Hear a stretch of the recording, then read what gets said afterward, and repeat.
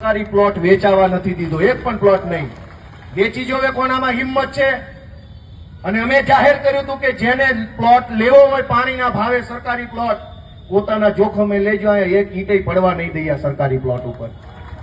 40% જમીન કપાતના નામે સરકારી પ્લોટ વેચાવાનું કામ અમે બંધ કરાયું સુરતમાં. તમે બધા કેવા સારું કર્યું કે ખરાબ? આજ આ વરાછાની હાલત જો. ફાયર સ્ટેશન બનાવવાની જગ્યા નથી, સરથાણાનું પોલીસ સ્ટેશન બનાવવાની જગ્યા સરથાણામાં નથી. શું કામ? ક્યાં ગઈ 40% જમીન?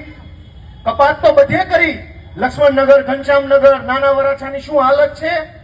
40% જમીન તો બધે કપાત કરી, પણ મળતિયા ખાઈ ગયા. પોલીસ સ્ટેશન પાસે પાર્કિંગ નથી. જાઓ વરાછામાં, કાપોદ્રામાં, ક્યાં ગાડી મૂકશો? પોલીસ સ્ટેશનમાં પાર્કિંગ નથી. એવી રીતે ખરાબ રીતે વહીવટ કરી અને લોકોને ચૂસી લેવામાં ભાજપે કાંઈ બાકી નથી રાખ્યું.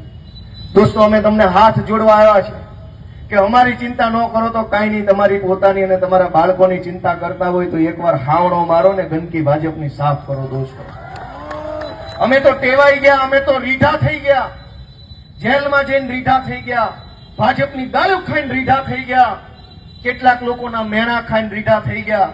કદાચ અમને નહીં તક મળે તો અમને કઈ થઈ નથી જવાનું, પણ તમે વિચારો કે આવા ને આવા લોકો સરકારમાં આવશે તો આપણે ક્યાં જઈને મોઢું બતાવશું? અનેક લોકો મરવા વાંકે જીવે.